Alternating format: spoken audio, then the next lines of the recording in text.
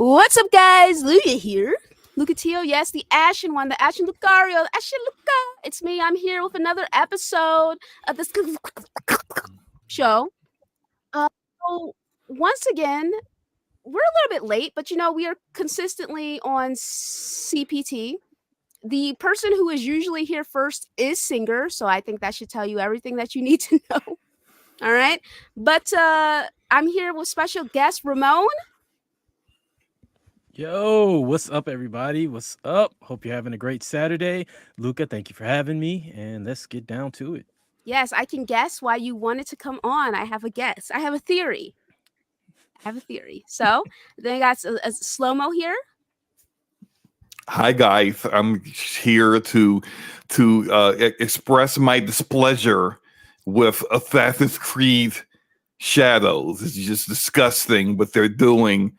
It's just disgusting to the Japanese culture that I've never seen, never been there, and I've never left the state of Ohio, but that's not important, okay? I haven't left my basement in 6 months, but it's not important, okay? Okay. Disgusting. And Singer? What up? Yes, I am here.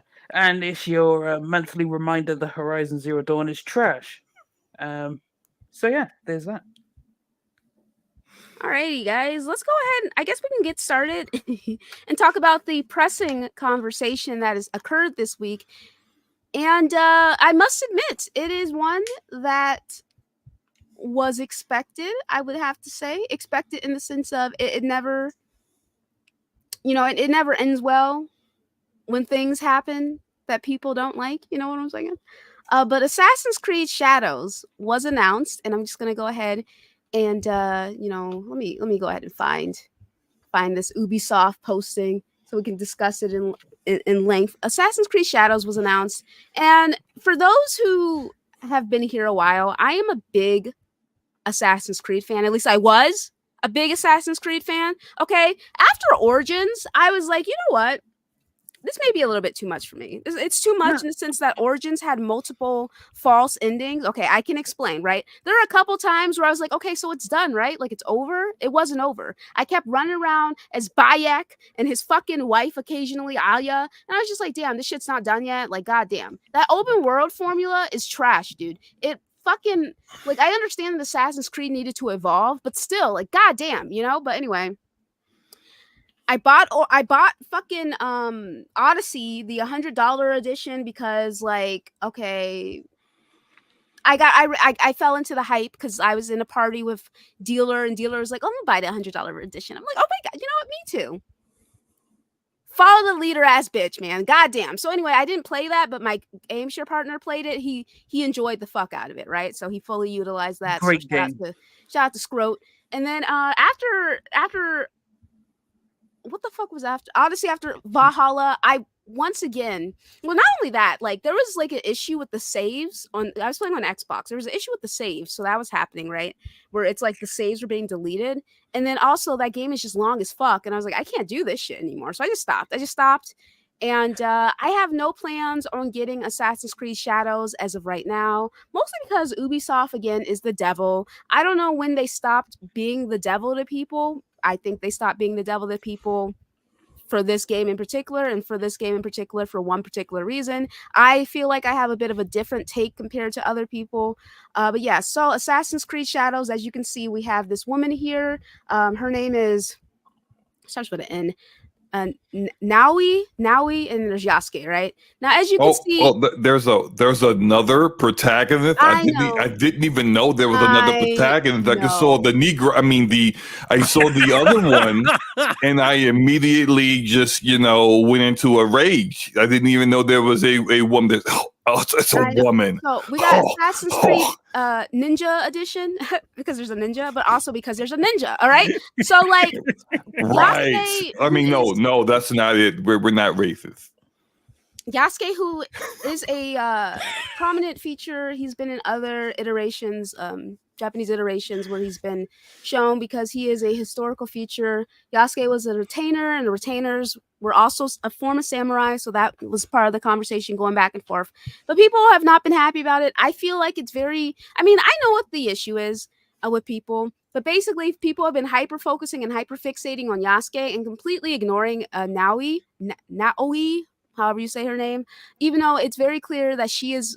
I'm okay. Let's see here. Iga province set out to travel to Japan. I don't know. She's some form of Asian. I'm gonna assume that she's Japanese. Not sure, but we have an Asian person here. No one has been paying her any mind whatsoever. She's been completely ignored, and everyone has been hyper fixating and focusing on Yasuke being announced, and everyone is very, very angry about it. I actually made a post about it where I was just like, damn, I wish y'all would just admit that you just don't want to play as a black person. Like, goddamn. And I got like a lot of replies. And I'll be honest with you guys, I read through maybe 15 of them and then I muted the tweet because I don't argue with people like that anymore on social media. Like, I just don't do it. I don't care enough about the topic to do that. And I also don't care. I mean, this is me, but I don't care about people being racist in this particular instance because it's expected. Like, I just expect these people to act like this. Now, I'm not saying that everyone who has an issue with Yasuke being one of the leads is racist. I'm saying that some people don't want to play as a black guy, right? So just some people don't want to play as a black guy. It's about historical accuracy. Yeah, which Assassin's Creed has never been about historical accuracy. With someone who has played Assassin's Creed, Assassin's Creed 2, Assassin's Creed Brotherhood, Assassin's Creed 3, Assassin's Creed Black Flag, Assassin's Creed Origins. Like, as someone who's played those games, right? I like Assassin's Creed has just never been about historical accuracy. So I just wish that like people would just keep it simple and just be like, I don't want to play as a black guy in feudal Japan. Like, I just don't want to. I don't care that Yasuke is a figure in Japanese history. That does not matter to me. I just want to play as a Japanese guy with Assassin's Creed, the Shadows, set in Japan, right? That's what they're saying. They're saying, I mean, they're not saying the guy part. They're just saying they want to play as a Japanese character. And again, the fact that they're completely ignoring Naoi just makes me think that, okay, that's what's being kept off. They want to play as a Japanese man. They don't want to play as a Japanese woman, you know? So the fact that it's a female lead and a black lead is what's getting people. And you know what's crazy? People are calling Ubisoft woke. And I'm just like, since when is Ubisoft woke? Did you guys not hear about the sexual harassment claims? Like, is that just not a thing that's happened? And what Ubisoft game are they exploring wokeism? Am I out of the loop? Am I just crazy now? Like, I just don't know these things anymore about Ubisoft. I've never heard anyone refer to Ubisoft as a woke company. So this is news to me. If someone has the tea on that, I would love to hear it. But yeah, folks are upset about this. So anyway, shout out to Section 8 Samurai. Okay. Hype for Ghosts of South Central. I mean, AC Shadow. Okay. So like I said, there's some racism there. What can you really do about it? Nothing. You know what I'm saying?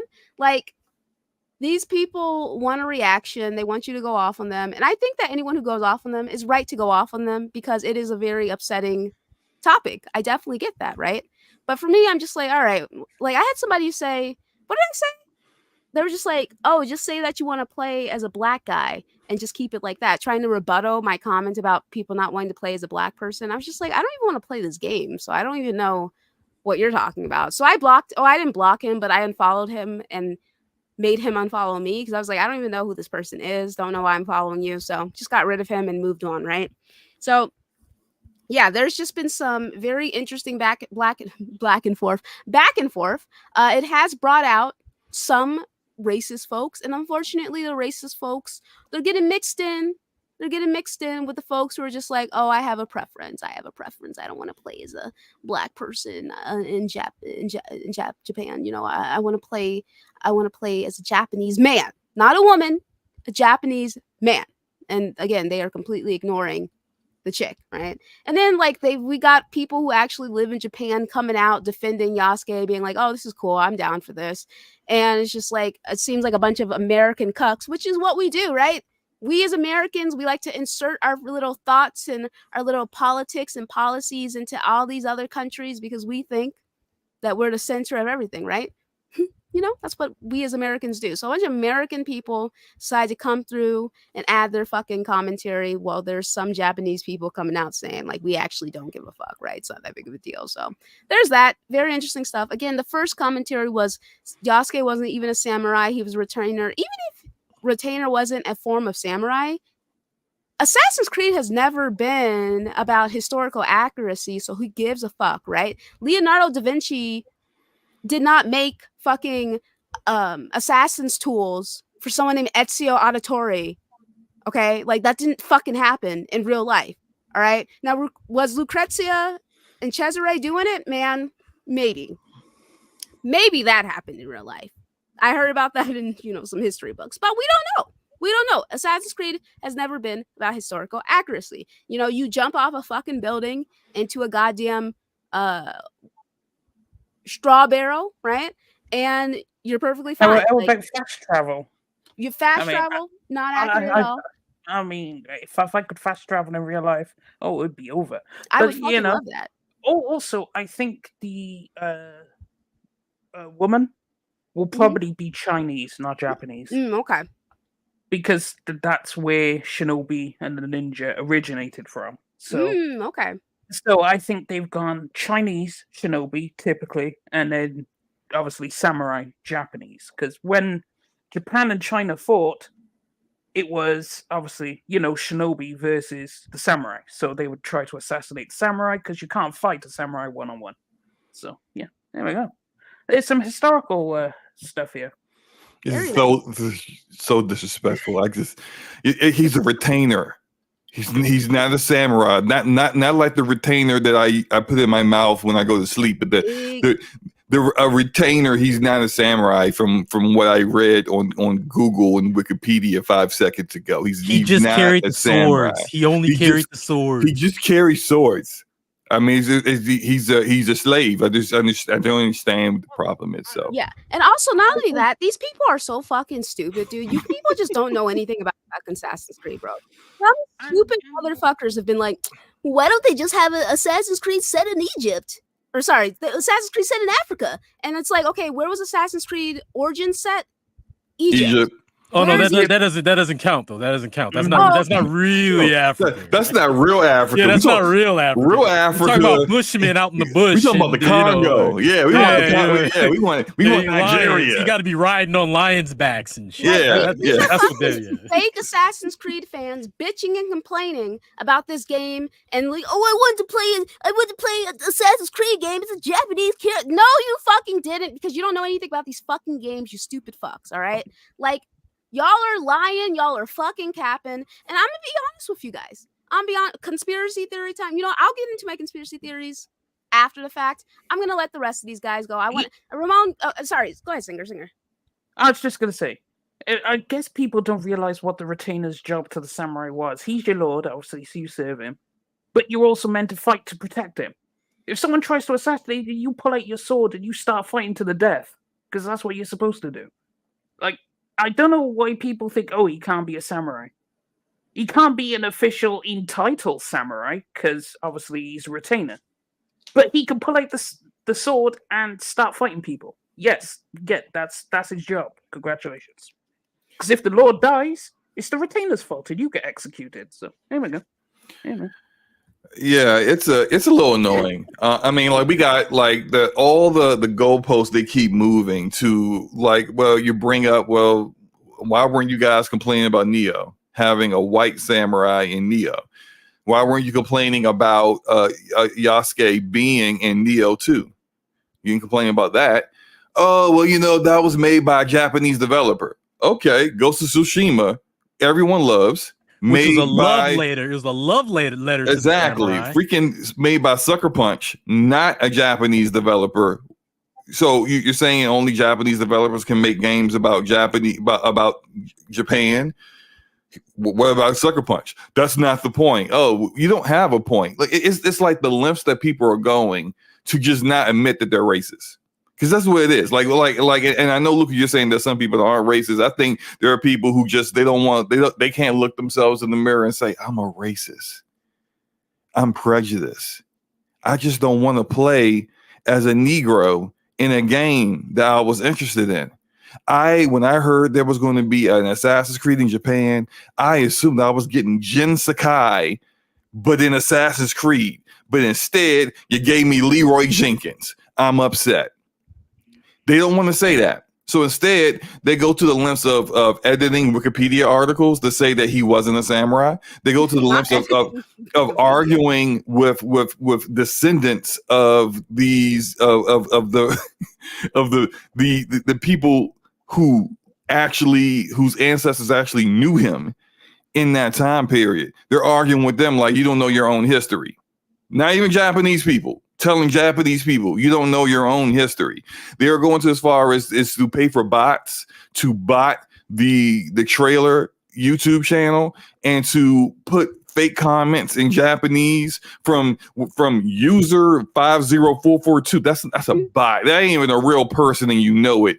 But hey, I don't like this because this isn't historically accurate. Nonsense. They're going to the Japanese version of the Ubisoft channel to dislike bomb that one and saying, see, screenshot, see, even they don't like it. But then when they do find Japanese people that say, I have no problem with this, I don't see what the big deal is, they tell them they don't know what they're talking about. When it comes to black people, they find one Sly Cooper who's all up in arms about it. And then they act like his word holds more weight than all the other black people that have a problem, that don't have a problem with it. It's just like this one Sly Cooper has more weight than everyone else. Sly Cooper. Get the freak out of here. Like the list that people are going to just not say, I'm a racist. At this point, just tell me you racist, bro. Just tell me you hate N-words. Just say it. And I can't stand when y'all in games. Y'all make me upset when y'all in games. I like my games as lily white as my buttocks. I like my games as looking like Saving Private Ryan and not having a single black face in sight, except for Vin Diesel, because we don't know what he is. But other than that, that's what they want. And just say, I just want all white people in my game. So I can just say, you're a racist and ignore you. But you know that's what the end result of that is. So you pretend like you're not, like we're stupid. But we're not stupid. We see through you. Because you're stupid. Shout out to P Rock for sharing it first, and then I shared it too. An actual Japanese woman went on TikTok and explained the whole thing, and that he was in fact named Samurai. They actually celebrate him in Japan. Like he was named Samurai. Like they celebrated in Japan, and like you already said, Slow-Mo and Luca, like Japanese people, by and large, from what being seen on the internet, actual real Japanese people, not the bots and the people trying to fake like they're Japanese, have no problem with it because the character himself is historically accurate. Assassin's Creed is alternate history fiction. That's what it is. You take certain things that exist in history, and then as the story goes, you hit a pivot point, and that pivot point is where it ventures into alternate history / fiction. And Assassin's Creed barely qualifies as alternate history fiction because all it has is historic locales and characters, and everything else is completely everything else about the story is fiction. As far as I know, I've played Assassin's Creed since the very beginning, Altair, all the way up to Origins, and exactly the same as you, Luca. Like when I saw that map, I was burning out on Origins. I can't do this shit anymore. Yeah, when I saw that map on Odyssey, I was like, that's it. I'm checked out. It's barely Assassin's Creed anymore anyway. I did that too. Yeah, man. When you really look at the map and you see everything that's on the map, I was like, nah, I ain't about that time. I loved Origins just because I am a huge fan of Greek history. And being back in ancient Greece, Leonidas's time, they excel at ship combat, and the ship combat in the game is great, and they reflect it well. I really enjoyed the game because I just love ancient Greece. But I was actually looking forward to playing it, but then when I saw the length of it, I was just like, nah, man, I'm done. Oh man, it's just too much. I was just exhausted. It's not that I didn't Origins, enjoy honestly. it, exactly, Luca. I was exhausted after Origins, and then I saw the map in Odyssey, and I was just like, I can't do this anymore. So that was it. There's I loved Assassin's Creed pretty much all the way up to that, but Assassin's Creed isn't strong enough for a map that size. Like The Witcher, in my opinion, can support something that big, but Assassin's Creed, as much as I enjoyed it, isn't strong enough to support something that big. That's just me personally. But back to this the Yasuke topic. Like, I mean, everything that was said has already been said. Like, the one thing that set me off in and had me apologizing in Lucas DMs is because I saw this one comment by this one person that pretty much just like lit my fire. He's like, I'm not gonna describe the tweet because then it might out the person. I don't want to do that. But basically, he had the complaints that he had, and I'm just like, Oh my god, what did he say? well, that he feels underrepresented by non-Japanese, Oh yeah. and I'm like, the reason Interesting comment. yeah, and I'm like, you are literally sitting here talking to a black woman about underrepresentation. And he's like, well, I feel like every time I turn around, there's a badass, black woman. A I'm like, badass black woman or whatever. After how many decades, and we can name still on one hand, maybe one hand and a couple of fingers. Like, get the yeah. So anyway, I saw that. Well, I mean, clearly I saw it because I responded to it. And I was like, he was like, how am I supposed to deal with this? And I was just like, you just got to get over it. Man, just get over it. You know what I'm saying? Like, again, I told him, I'm a black woman. I rarely, growing up especially, rarely had representation of myself in games, and now that we're getting more of that, but it still doesn't even compare to the large amount of games that feature white male leads, and even Asian male leads. There's a significant portion of games that do.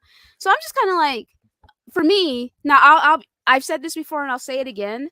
I do not need to look like the person to relate to them. I don't need to see myself represented. Like, I don't care about that, but that's because I grew up not having that. So I just learned not to care, But I don't think there's anything wrong with people wanting representation and wanting to see themselves. But for me personally, it's not something that will deter me or encourage me one way or another, just because it's like I'm used to not seeing myself. So it's just like, all right, cool, So for me, when I see people like say things like that, where it's like, again, it's like, if you have an abundance of representation and you're coming to me of all people saying that you don't feel represented, I'm just like, oh, okay, like, what do you want? Sucks to suck, man. You got to just suck it up and just let it go. You just got to move on. And because if you try to, like, it'll eat you up inside, I think. You know what I'm saying? So yeah, and he's complaining like that. Try being Latino and play video games. If you want to talk about underrepresentation, you know what I mean? Stereotypes. And yeah, exactly. Like, oh man, yeah. So anyway, like that, I had to fall back into DMs with my friends only because Twitter set me off. But yeah, you should have cursed him out. Man, you don't know how close I came. Like, I had typed out an entire paragraph and just deleted it all because I'm like, I had to, you got to sit for a second and think what the cost is for engagement. And the cost is expending a lot of energy to not have a proper discussion and to be mentally drained and to have accomplished nothing because you changed nobody's mind. And that person will go on. It's a waste of time. Yeah, they'll just go on clucking their head back and forth like a pigeon. And meanwhile, you over here just steaming, and they done moved on to damage somebody else's IQ in the process. So, I mean, the fact remains, like Slow-Mo said, they're moving the goalposts all over the place. They're like, yeah, thanks. You said he was a servant. So now we know he wasn't a samurai. It's like the samurai were servants. They were servants to their lord. Retainers, not all were samurai, but many were samurai. It's been said over and over again that he was named samurai. You can look, Britannica says he was named samurai, and I'm seeing people saying that Britannica was false because they didn't state their sources. That's what makes me laugh is, it's as if samurai is the highest class, and it's like, no, you understand the samurai were just the warriors of the local lord, right? So there's Yeah, a hierarchy to these things, and samurai were just your regular old foot soldiers. Right, and that's because they got the wrong time period. So there's a time period where Exactly. samurai were just soldiers, and there's a time period where it's like you were kind of like it was a caste, like you were kind of born, not necessarily born into it, but there was a class of samurai, and you couldn't just be one because you were a soldier. And those are different time periods that Yasuke, when he was alive, was not in that time period. So they just, it's like, here you are, you don't understand that culture, you don't know anything about it, but you're just picking and choosing anything you can find through Google search to try to back up your argument, which is again rooted in things that have nothing to do with this video game, nothing to do with the Assassin's Creed game.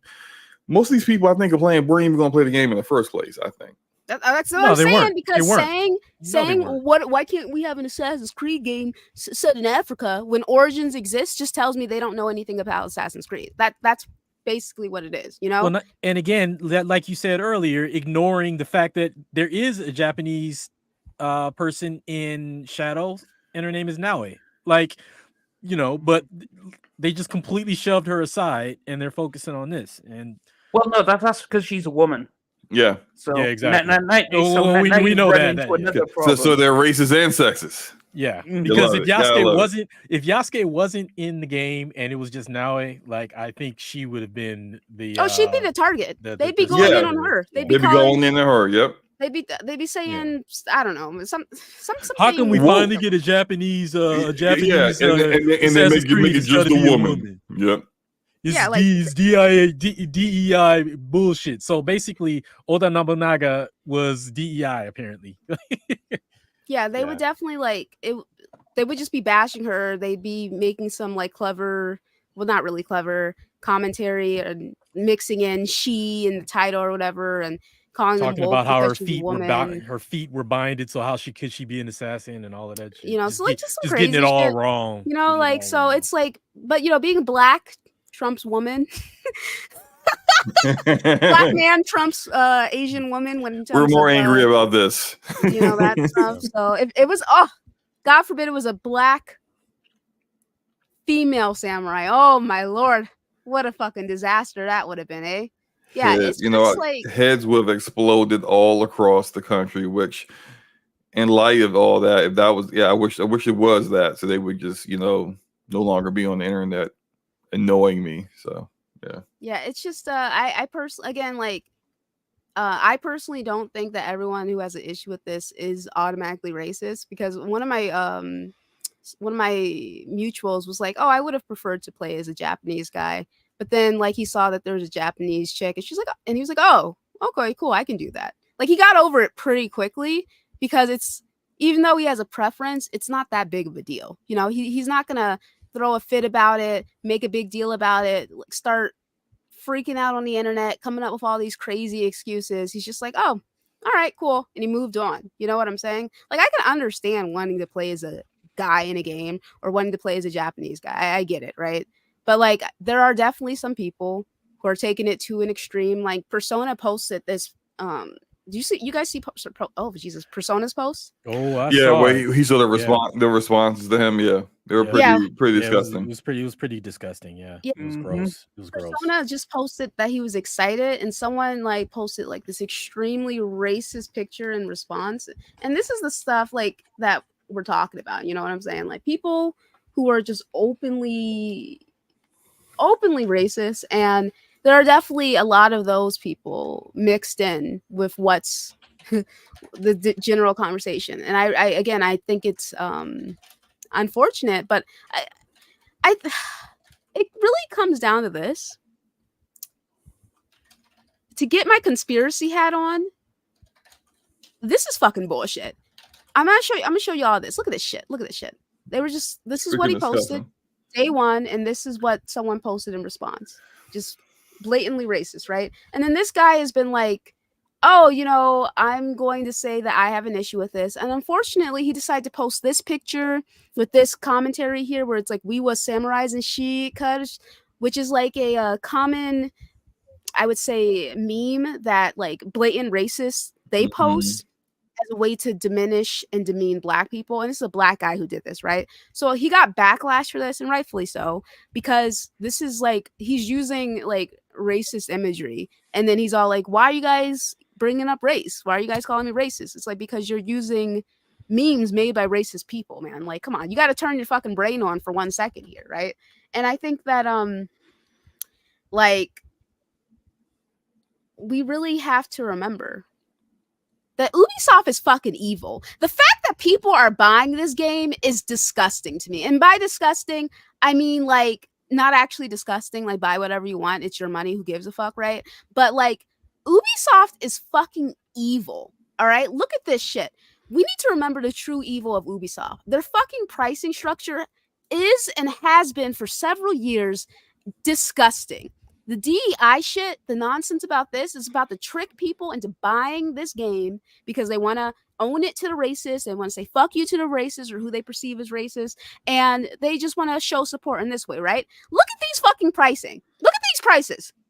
Standard edition, $69.99. Deluxe edition, $110. Ultimate $40 edition, difference. That's crazy. $30. Collector's edition, $280, right? And again, Ubisoft's pricing has always been super fucked up. This is like not a new conversation, but it's like, no, I don't see anyone talking about the fucking pricing structure. I think we should bring this shit up every time it happens. Yep, they're too busy focused on Yasuke. On the Black guy. Yeah. And they do this on purpose because what they want is especially people on PC to sign up for Ubisoft Plus.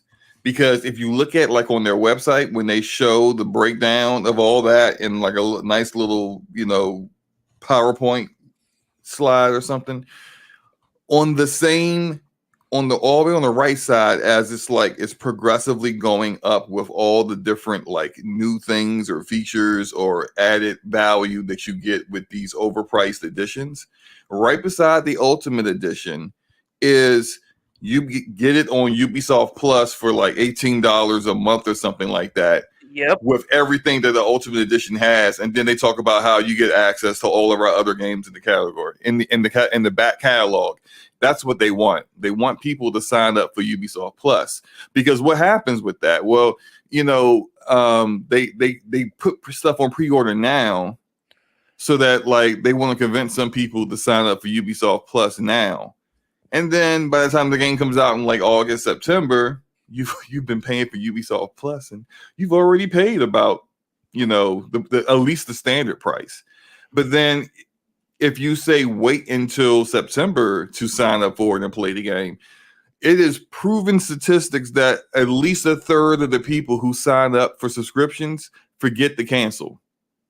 They sign up with the intention to cancel after 1 month, and then they don't do it. Here's a little tip for people. Sign up for the service. Immediately set a reminder on your phone for like 1 or 2 days later to cancel the service. You've already paid for the month. They're not going to take the month away from you. They will tell you, sorry to see you go. Your subscription will lapse on this date. That way, you don't have to think about it. You've already done it, and that's what I do. Sign up, sign up, and then set the reminder for yourself, and then immediately cancel it. I consume all of Ubisoft games this way. I've been doing it for ages. I did Watch Dogs, Legion, I did that one, and then obviously Assassin's Creed Valhalla, Ubisoft Plus, and this Assassin's Creed, Ubisoft Plus, Far Cry, Ubisoft Plus. Because I get the Ultimate Edition, pay my $15, I beat it within a month, and then immediately unsubscribe. Yeah, I did that with I paid for 2 months because in December, because it was 2 different games coming out back to back. Avatar in December and the Prince of Persia game that came out recently in January. So I paid for 2 months, and then once I was done playing those games, I canceled. Only Ubisoft games I buy is the Division games. I can't remember when's the last time I bought an Ubisoft game. Yep. Day one. Back when I was console only, I had always, like, by the time I got to an Assassin's Creed game, it was already like, US like $20, maybe $30. Since I'm gonna be playing it on PC, I'm gonna buy it, but Like, first I'm gonna wait and see, what the quality of the game is, and if it's something that I think I'm gonna like, by the time I get to it, it might be 10-20% on sale or whatever, and that's fine. But I only buy the standard edition because what the standard edition costs me is what you guys pay for the deluxe edition. So there's Ugh, no way in Jesus. hell. Yeah, No, like actually, what I pay for the deluxe, people pay for the single, because I still remember the time I picked up Assassin's Creed, Elden Ring, and Dying Light 2 Ultimate Edition or Special Edition, whichever. The two games together only cost me 90. Now, if I was to buy them standard, I'd be 120. Shout out to Humble with the deal. But, like, trust me, I have never paid full price for a game because why not? These things exist. So it's like, okay. So, and Assassin's Creed always goes on sale. Literally, give it 6 months. Like, this time well, that's next Ubisoft. year, Ubisoft games always go on sale fast. yeah, this time next year, it'll be like 50% off in the Steam sales. Easy. So, yeah. There's only one Ubisoft game that if they stick the landing well, that I will most likely clear my calendar for day one, and that's Outlaws. If Outlaws sticks the landing, I'll be in there most likely day Another one. woke game? I can't play Oh. Outlaws. Not for me. Too much wokeism? How much? I know there's a woman who no. doesn't look like a freaking plastic doll fashion model. Can't play it. I mean, I do want to say I stop making ugly women in games. I'm advocate of that myself. But She's I'm not sorry. even, but like she's not even like ugly though. It's like the main thing the protagonist of Outlaws. Like she's the actress is beautiful. The actress is beautiful, but like her character model Yeah, doesn't look she ugly, as though. good as her. But Now Ramon, she's I'm not saying she's my type, but she's not ugly. She like her hairstyle is what does her the They worst. did a face scan of that actress, and when she walked out the studio, they took a virtual stick and hit her in the face with it. Okay, but in her defense though, There's no defense. in her line of work, would she really be walking around looking cute in her line of work? She also looked like she's wearing a wig that was made out of like straw. Now that I agree. Like- Her hair looks awful. That's my main I'm not trying critique. to Is see her any hair. fucking realism in these goddamn games, man. I'm trying to see hot women. All right, like come on. But I now. mean, but there's plenty of that though. Like we gotta, Oh, okay. you, like she's a scoundrel class. She's a female. What do you call it? Harrison, or you know what I mean? I can't even think of the name Harrison of the character Ford? right now. Yeah, Han Solo? Han Solo. Yeah, she's basically a female Han Solo. She's been in fights and brawls and everything. Okay. Clearly, She can't. Oh, clearly she has. Yeah, but that's what I'm saying though. Like you can't be. Hey, look, Nathan Drake has been in all kinds of fights, and then afterwards, his face still looks like Nathan Drake. Okay, like he's handsome. yeah, like they didn't have to do her like that. You know, she like I just got jumped and got they was crip walking and river dancing all over my face in the shows. Like, why? Call me, listen, I call me would- incel all you want, but yeah, I need my women to look good. All right. I mean, to be fair, I need my women in games to look a bit like Eve from Stellar Blade or Xion from Tales of Arise. Something like that. Wife, yes. Oh yes, like Well, that's peak. Come on. Honorable mention to Aerith, and then also Tifa right behind her. Oh, you did see? Team See what I Tifa. mean, people, we can do it. We can I love do it. Aerith. Aerith is my speed. And the mods. Oh, whew. But yeah. Yeah, before you start going all hot and bothered, singer. I mean, we have plenty. We have plenty of that. Like another one we could say is Fable. Fable, the main actress is cute. They did, like the character. They uglified The her. actress. Yes, they the actress. made her look really bad. However, look at the type of game it is. It's a hilarious, goofy. I need you to understand something. Okay, I need you to understand. I don't care what fucking. The only game that I feel like it's justified to have characters that hideous is fucking The Last of Us. All right, that's justified. I'm like, all right, I can understand. They're struggling. All right, that Fable woman in that trailer look like she stink. She just look she like probably does. Look at the setting though. Everybody in that game should be stinking. Yeah, but I mean, I don't need to see. I can smell it through the trailer. Like, what the heck? To me, when I saw her, my first thought was, God damn. But then I was like, okay, but this is hilarious because the game looks like a hilarious medieval. Like her look fits. I'm not saying that. They couldn't have went more attractive, but her look. I don't like them making girls who are good looking and making them uglier in these games. I don't like that shit, man. Luca, the thing is, Fable is create a character, so you wouldn't have to play. Yeah, that's true. So I mean, she can look however you want. Yeah, and, so she can look however she wants in the trailer because it's whatever, Like I laughed personally. I was like, at first I was like, damn, and then I just started laughing because it's so in line with Fable. But I mean, again, like I get where you're coming from too, though. Listen, like I said, call me an incel. I guess that's what I fucking am, guys. I can't do it, man. Look, I like to see my characters look like they have bathed this year. Okay, I like my characters to look totally like fair. They have some level of hygiene. I watched that trailer and I wanted to take a shower for her. It's just like I just look. It is what it is. I don't think there's anything wrong with that. I get some braces too. Yeah, I think Eastern developers, whether not just Japan, but like Chinese developers, Korean developers, they all seem to have the same sentiment. It's just like Western developers that seem to have this idea that like it's weird. And it's like I feel like as a man, I can't like speak on it the way say Luca and other people like Erica's for the one shot for her, the way Erica has spoken on it. But like it's like y'all want to say y'all want realistic women, but then y'all ignore actual women who have the body types like that. Mostly black women, right? And Latina women, yeah, and yes, and Hispanic women have that body type as well, and not just that. There's some white women that have that body type, but you ignore these women. Yep.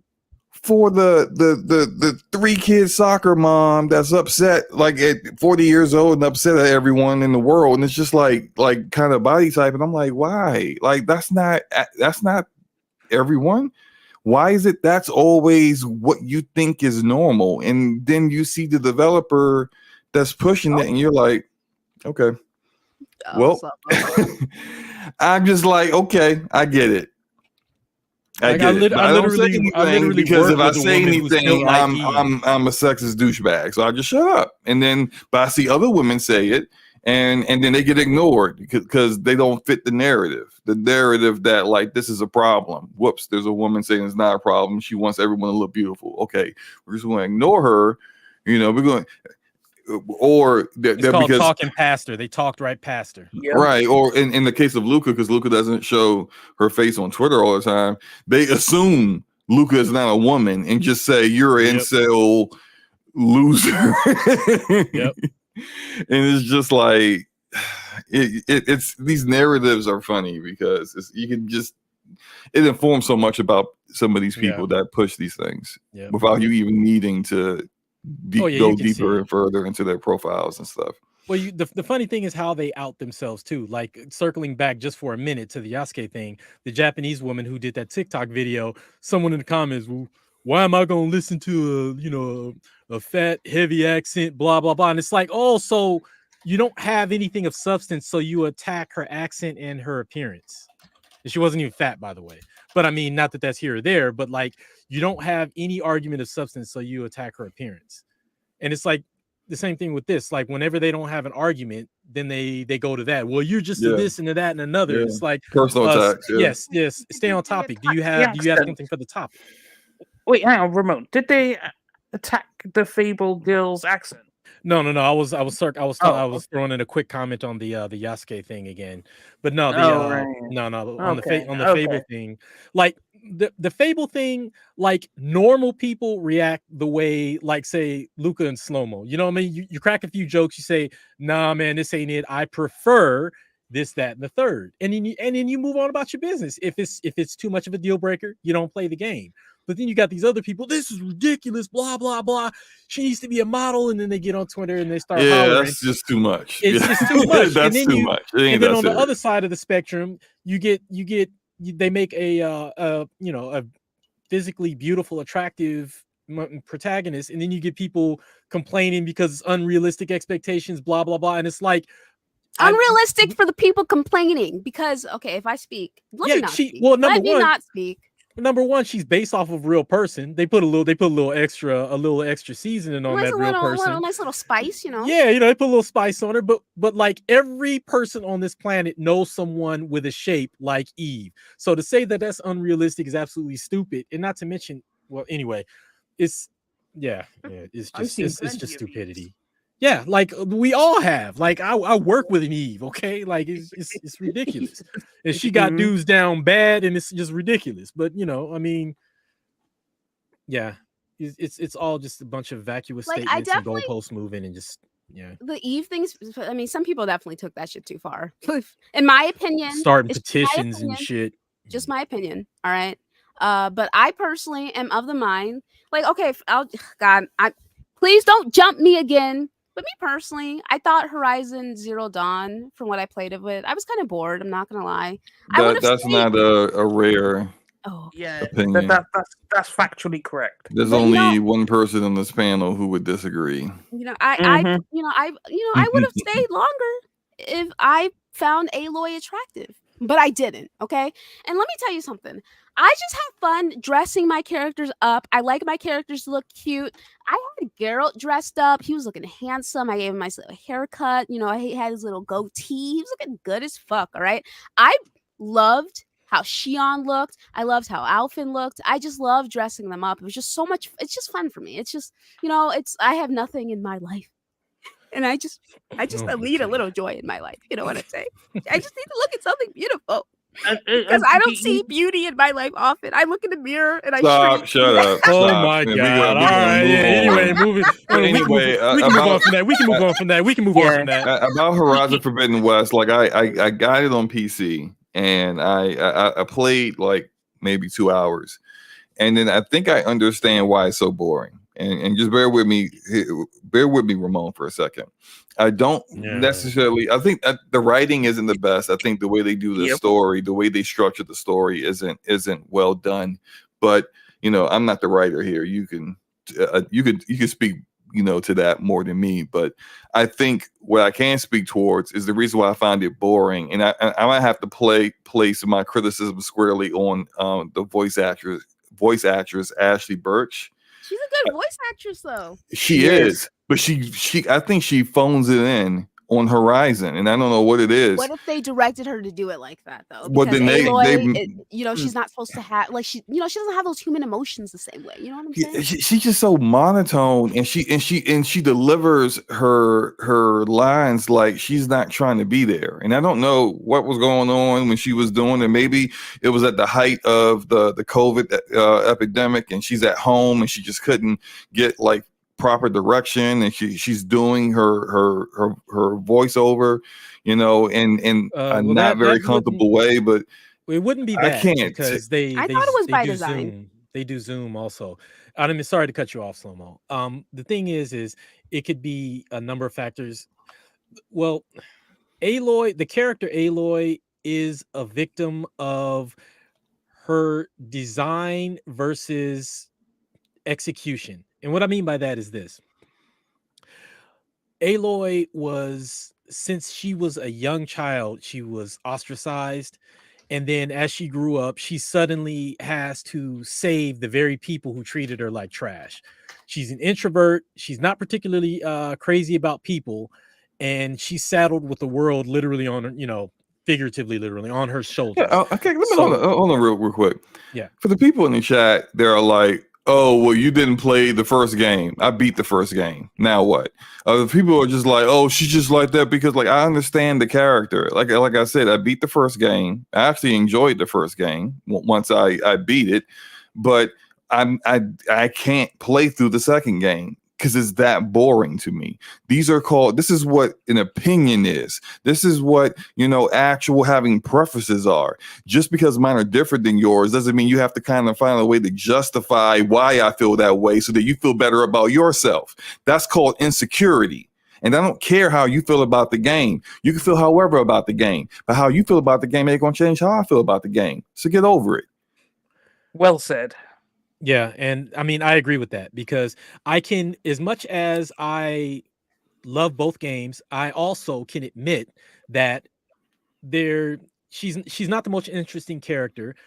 Like I say, Okay, she's wait a second, because when Singer and I were saying that, you were like defending Aloy 100%. Like, I'm not talking No, about I this was show, but in the past, you were verbally accosting Singer. Mhm. You called him a whore. Yep. You told him he didn't know you. That's factual. Yeah, Yep, no, that I, happened. I threatened to fly overseas and challenge him to a fist fight. I know, I remember all that. Yeah, All because we were like Horizon Snooze Fest, his Horizon Zero Yawn. Zero Here you come awards. white knighting for Aloy. But Slow-Mo says wow, white So- knighting for Aloy. Slow-Mo says it, and you're cool with him being like, oh yeah, it's okay. Man, all I'm doing is I'm reiterating if all Aloy of the could same hear- stuff I said before. I said If- she's a victim of her design versus execution. I understand why she is the way she is, and I don't think she should be any different than the way she is. But the execution of it is where there's a problem because she isn't the most interesting. She shouldn't be, but they narratively they needed to find a way to get around that or overcome that, because if she had been joking and more outgoing and everything, it would be completely it just wouldn't fit with the type of character she is based on how she grew up her entire life. I mean, I think So- it depends on the character archetypes. Take, for instance, Naruto also grew up ostracized and just ostracized and bullied, right? So Naruto took a different approach. He became the class clown, so to speak, and he was like, I'm going to become Hokage and that kind of thing. But he grew up similar to Aloy in that respect, where he was not treated well by the people around him, and he developed a different personality type. You can call Naruto early day Naruto annoying, but he definitely wasn't like boring. So I definitely think, like, again, Ashley Birch, she's a really good voice actor for me, from what I she does played Tiny of it. Tina. Like, so her range Yeah, is like, she's ridiculous. good. Yeah. So that's why might I be think the it was by directing. design. Like, I think it was directed like that and was by design.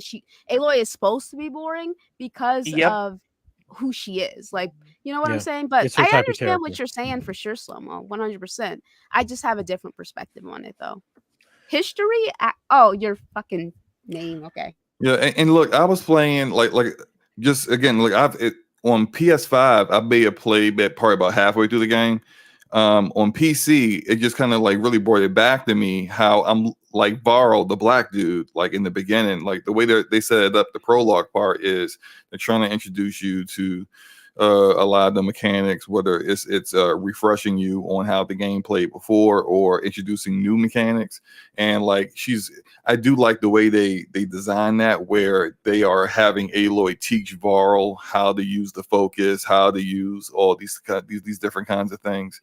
And so it's like they're teaching the gamer that, but then you listen to the voice actor for Varl, and he's expressive, and he's like at the points where he's learning new things and he's shocked. You're hearing it in his voice as he's delivering the lines, and then the response from Ashley is just like, "Yeah, well, yeah, that's how things works. Okay, so let's move on now."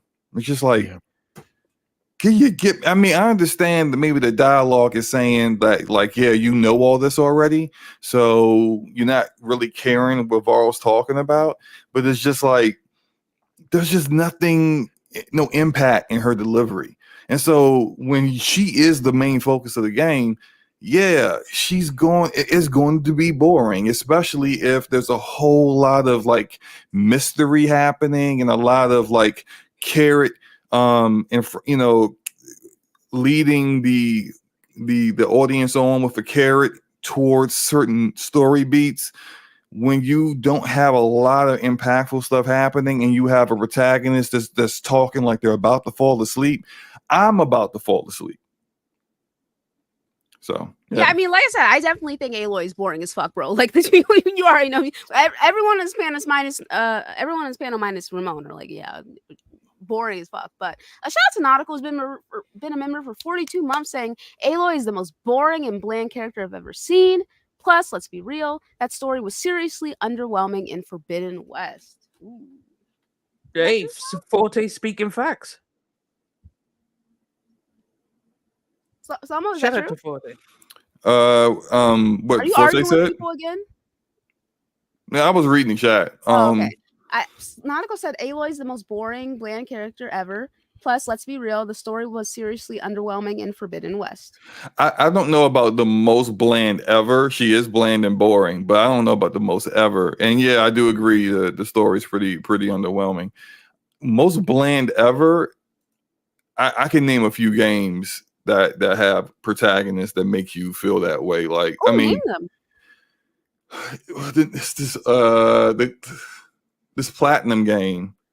Damn, I just played it a little while ago. It's pretty old, but now I'm about to go pull up my Steam account so I can see what the name of the game is.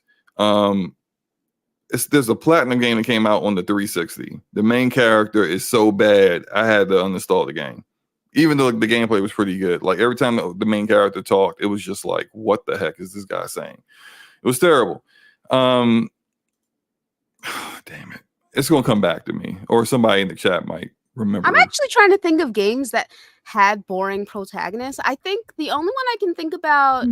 Oh, actually, you know what?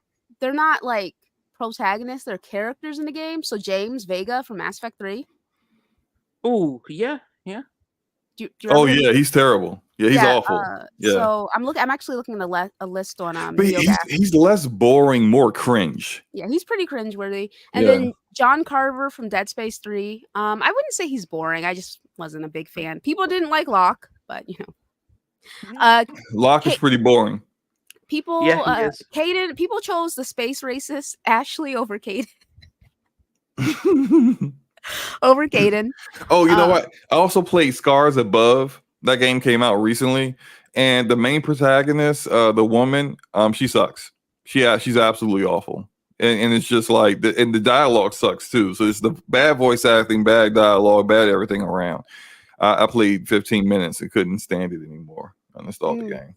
Also, we've discussed this. I mean, if anytime I can speak about Dragon Age or Mass Effect, I will, right? But in Mass Effect 2, Jacob, I thought Jacob was an extremely boring character. He's super boring. Until we got to his loyalty quest and then we saw like what kind of person his father was. And I'm just like, oh, you know what? You being a good person, a good bland person is actually a good thing. Like, yeah, that's the best we can hope for you. Best thing actually, because I thought it was a really nice contrast between bland, boring, responsible Jacob versus his father, who was just not a good person at all. Not a good person at all. So I thought that was a good subversion of showing of the archetype and like kind of changing my perspective on Jacob as a character by having it so that his father was just so awful that it made me like Jacob more as a character. Roland in the Borderlands games is pretty boring, but he's designed that way as well. Like he's designed to be like the guy that you're just like, oh my god, dude, shut up. Like his lines are delivered, which is weird that they made Kevin Hart. That's why Kevin Hart's such a miscast for Borderlands the movie. One, because Kevin Hart's like 4'2", and Roland was probably the tallest out of all of them. And Kevin Hart is like, he's a comedian, and you cast a comedian to play the boring straight guy. It's just like, that's not what you're doing. Stupid. So yeah, like there's a plenty of boring characters. Shoot, in Cyberpunk, what's the cop? Singer, you played Cyberpunk, right? Yeah, of course. What's the cop's name in Cyberpunk? I can't. I What you say, ignored- Luca? I Isn't it like ignored him. River or something? Yes, River. Yeah, so boring. I've been playing that game all the time. I still can't remember this dude's name. Yep, River. I He was can't really either. cute, but like boring as fuck. Yeah. Yeah, he's boring. Characters are everywhere. So I can say, like, I would say River is more boring than Aloy. But the thing is that you would never put River as the main protagonist in the game. Like, you should never have a boring main protagonist. Like, that's not what you want. And I don't think that was Gorilla's intention. I just think that that's just how she turned out. I mean, I think that's possible. Like, especially since it was a different kind of style of game, for them. So Mhm. that, and then they kind The of leave. worst RPG made. But anyway. Excuse me? We are not bringing this conversation up. Don't I even know, say I'm those words not- in Horizon in the same sentence, please. I wasn't. I didn't mean to. It just slipped out. It's just the way I feel. Every Oh, okay. time, No, so, Luca, yeah. he's trying to get a rise out of me. Don't worry about it. Oh, okay. Anyways, moving on Yeah, for that. he So, got me. Hellblade 2 is coming out next week, apparently, right? Next week? Yes. Yes. And That's the next week. 21st is when Nope. the 21st. when the game launches and the embargo is up the same day. Okay, so Metacritic predictions, boys. Oh, the easy. I think it's going to be an 84. I think it's gonna be an 86. I'm gonna go with 84. As a matter of fact, I'll go in the middle since you got 85. There we go. Alrighty, what do you guys think in the chat? What's the score? Why do you guys think it's going to be in the mid 80s? Based off on the feedback that I've heard from people who played it, I can say I'm not under embargo, so I can say this. Same here. They think the game is better than the first game, but it also does not do like much that's different than the first game. So it has the same puzzles, it has the same kind of combat, but instead of having to fight like maybe like 2-on-1s and 3-on-1s in the first game, they're all 1-on-1 combats. The visuals are far better, but the first game was a looker as well. But the same kind of puzzles that people didn't like. There's like the constructive criticism from the first game, which was an 81. So for the Xbox guys who think there's an Xbox tax, the first game was a 81 Metacritic before it even came out on Xbox. So stop it, right? So like There is an Xbox tax. Okay. But no, it's just it's not doing anything that addresses the criticisms of the first game. And I think those criticisms are still going to be there because they were there at the beginning and they're going to be there in this game. And that's not saying you expected the combat to be God of War, but you expected it to be a little bit more than the shallow experience that you got in the first game. And if it's still a shallow experience, then people are going to say so. So I think it's better because it's literally better, slightly better in all those areas, but not enough to elevate it. And hey, Singer, can I go before you because your opinion is a little more informed than mine? Apparently, you and Slow-Mo's both. For my speculation, the reason why I think it'll land in the 84s is because basically, much of what Slow-Mo already said, the criticisms, like they didn't remove the things that people didn't like. My guess is that they just did all those things better, with the exception of multiple opponents in combat. I'm not happy that it's down to only one person now, but I get the reason why, because apparently they were really going for a more visceral experience with the combat, and you can't really do that if you have too many combatants. So I understand why they did it. The visuals are going to get it a lot of points, the visceral nature of the combat, and if they stick the landing, how well that's pulled off will get it a lot of points as well. And even though the combat won't be as varied, which, I mean, honestly, for this type of game, I don't think it should. If it's just done well, which apparently every single character and aspect of combat is mocapped, that will be a good point. And also, the story and the you know, how they deal with her personality and her psychosis and everything else. If the first one is anything to go on, they will have done a stellar job with that again. So I think all those things are what's going to land it in the mid 80s, like 84. But the knock on it being, again, you know, people want more to the combat and they don't want those puzzles. And I like the puzzles, but I would have liked them more if they were done, if they were executed better. And what I mean by that is sometimes you have like an image lined up and you know it has it lined up, but for some reason it It won't just take. doesn't like Yeah, it activate just or won't something. activate. Yeah, so you have to do it over and over again, and then you finally hit it. So I think that, you know, and you know, that's gonna be a major hit on it.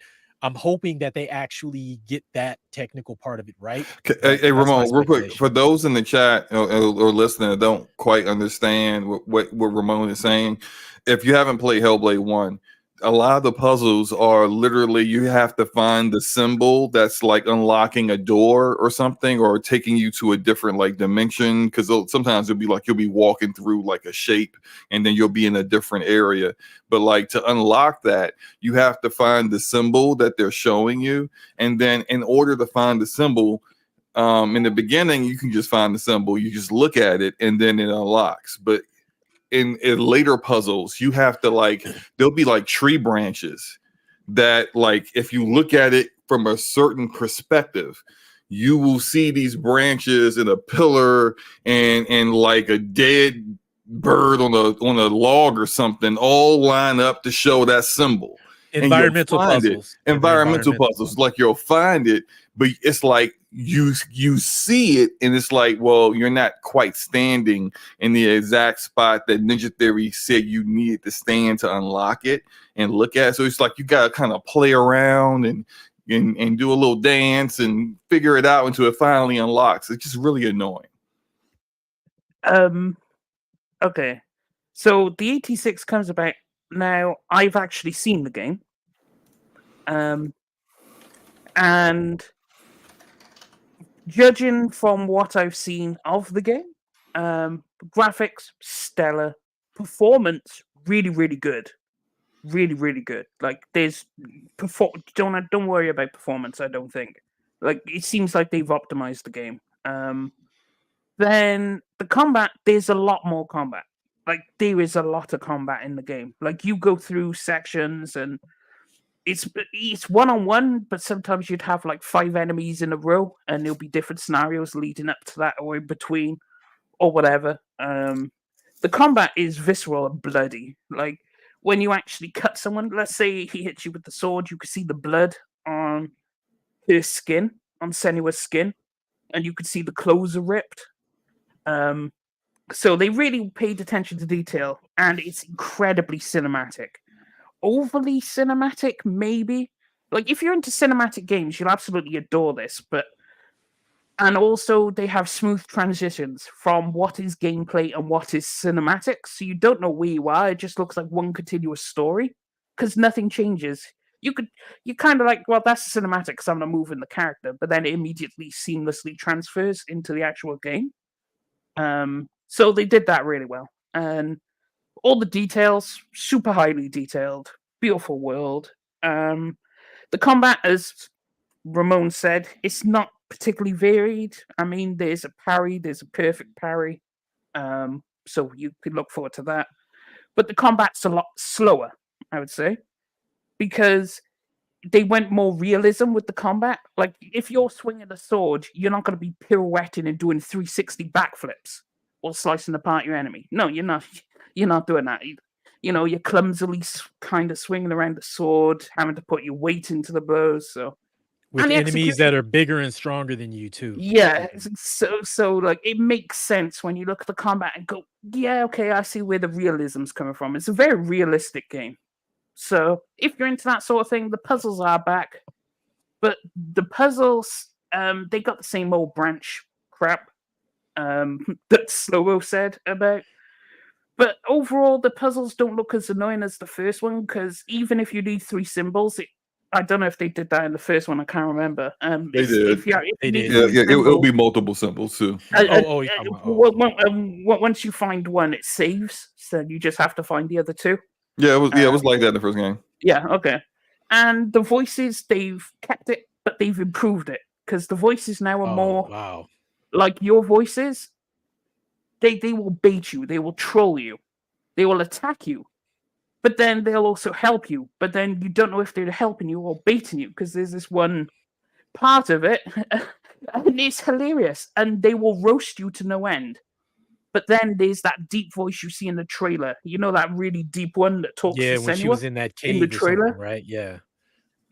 Now, I'm curious how this pans out because when he speaks or it speaks, it drowns out the other voices in her head and it talks directly to her.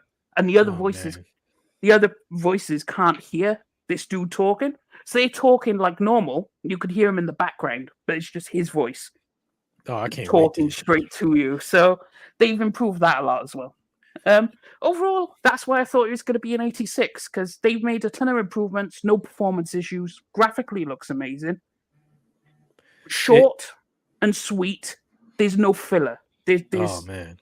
So the 9 hours or whatever, it's all story. It's all gas. There's no go fetch me 6 pigs, fucking whatevers. Oh no, I got excited when I heard it was 9 hours. I got excited because like we need more shorter games, man. These 50-hour extravaganzas, man, with all the filler and everything. Also, this game's probably going to win an award for best sound design. I actually probably think it's like if it maybe mocap too. Yeah, David Garcia, who I've been a big fan of, and he's the audio director at Ninja Theory, and he did a lot of good work on the previous Hellblade, on Bleeding Edge. He made music. The music he made on Bleeding Edge might be the best thing about Bleeding Edge, and he expanded the audio design in Hellblade 2. So you know how like in Hellblade 1, the way the voices worked were like really, really well done, where you could actually kind of like, it's almost like you were hearing these voices speaking to you all around you in one ear and the other ear, and like directly behind you.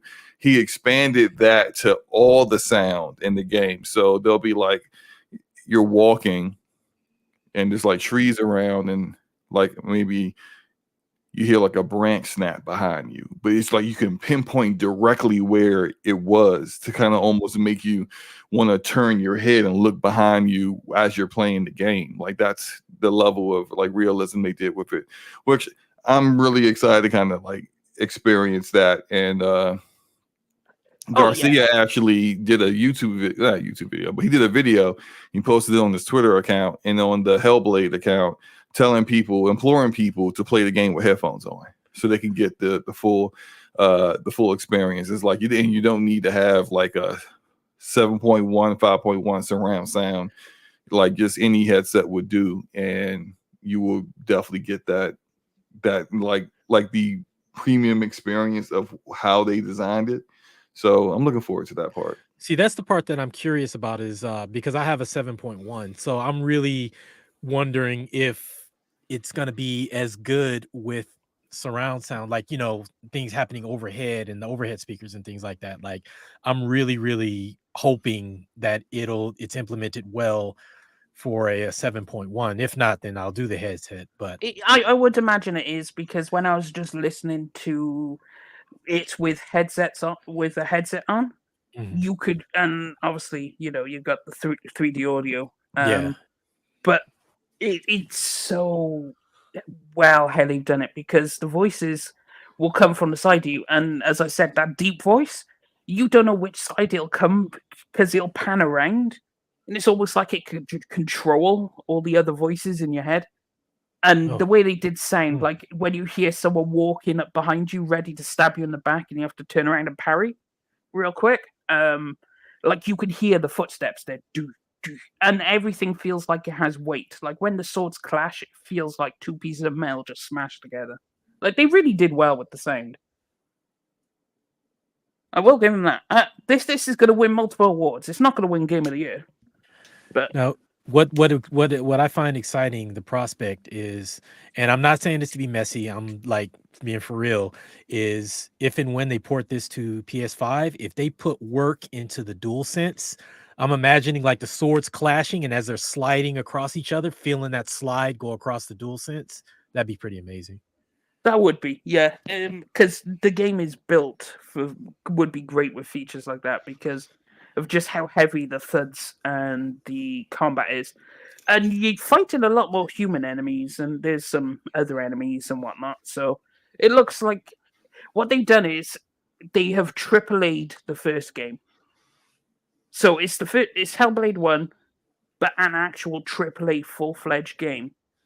And they've taken a lot of this, and they've proved that with the mocap and the graphics and the voice acting and the sound design. Yeah, So- I'm really looking forward to it. I grabbed Hellblade 1 on Steam. It was like, I think it was like $5 or something, $6. So I'm gonna, before I play part 2, I'm gonna go through 1 again because in spite of the annoying puzzles, I enjoyed that game a lot. So I like that game, but I can't play it again. I can't play that first game again. I can't. like I liked it, but like I don't want to play through it again and being like, oh yeah, I didn't like that part. It just like just you know how like your second time through something, you have a little bit more of a critical eye because you're paying attention to things that you didn't really notice the first time. Like for example, in the first half of Hellblade 1, it's like 90% puzzles, 10% combat. And then the second half, then you have like this one part after you find a huge tree with the portals or something like that. And then it's like you have this other part where it's just complete darkness. Like this whole like this one section is oh just yeah, nothing. because you're running from that monster in the darkness. Yeah. Right. And that part was annoying to me. Not fun, not scary, annoying. And then you get out of there. And that's the part also where I couldn't 100% the game because there's a whatever it is, like I forgot what they call them, but like the one that I missed is in that area where it's complete darkness. So I'm like, I'm not doing that again. Forget That's probably what I missed too, because a whole bunch of us, when we posted our achievements, we're all missing the same right. the same thing. Yeah. And it's probably in some like really like remote aspect of that level, which I'm not doing it. But then after that part, it's like 75% combat, 25% puzzles. And it's just like there's no balance there. And I hope, at least with the sequel, that's a bit more balanced. That was one of my criticisms of the first game, that it's not just going from all puzzles, little combat, to a bunch of combat and little puzzles. That there's some balance to it, but I mean, we'll see what happens. Shout out to Forte with the $5 super chat. Says, love my homie Trevor Birdsong. He's the most consistent defender of Horizon in the community. That's why I rock with the captain of the Corvettes. Shout out to you, Forte. What does that mean? The captain of the Corvettes? Yeah. Any of it? Okay, Trevor Birdsong is the name that me and the DPS community has, and me and Forte have for Ramon, because he's always in Hallmark Channel movies, and I think it was Gregor who said that like he would have a because you know you play like that male protagonist that the middle-aged white woman comes back to her old hometown and falls in love with, right? And he'll have some name like Trevor Birdsong, some weird name, and so that's what we just call him, Trevor Birdsong now. Captain of the Corvettes, I think, is the title of the character that you voice act in Homeworld. Yeah, it's the Homeworld 3. There's a squadron. Assume they didn't change the name of the squadron because I haven't played it. They're called the Corvettes. And my character is, I believe, captain of the Corvettes. I can say it is still the same because Okay. RTS games are my forte, so to speak. And obviously, I was mega hyped for Homeworld 3 because Homeworld 1 and 2 were cool. So 3 was obviously naturally going to be on the agenda. But yeah, I mean, so far, good game. Oh, that's good. So far, good game. I mean, it's hard to talk RTS with people who aren't interested, and there isn't a lot of people who are interested in it, so I can't really ever talk about RTS because it's, it's a niche genre. At some point, I Yeah, might give it a try. I mean, yeah. The thing is, you just have to be used to playing the RTS like gameplay, and I think that's what puts a lot of people off, is because they don't want to have to micromanage ships, move your armies here, there, position in such a way. So yeah. Yeah, I've played a couple, but they were probably light RTS, and it was years and years and years ago. So it'd be my first one in a long time. Mm. Alrighty. Well, great. Let's talk about this Kai Cenat thing. So shout out to Kai Cenat. He actually beat Elden Ring after, I don't know. 160-hour marathon, right? Now, He here's the died. thing. Go ahead. I didn't know what the final count was because I didn't watch this final stream. But he said over 1,700 deaths. I knew he had he was in the 1,600s when I watched him. 1,700 And deaths. you guys gotta understand, like, a lot of these deaths are from him fighting bosses under-leveled and not giving up. Like, he just kept throwing himself headfirst into the boss until he finally beat it. And he did that with the Tree Sentinel. I believe he did it with Radon. And he wasn't the proper level for these fights, but he kept trying, he kept going, he persevered, and he succeeded. He is a success. And after I saw that, like, he actually was able to, like, he didn't give up on the Tree Sentinel, he just kept going. I was just like, oh, okay. He has that, like, drive to keep going when it comes to these games. So I was like, okay, he'll probably beat the game then, right?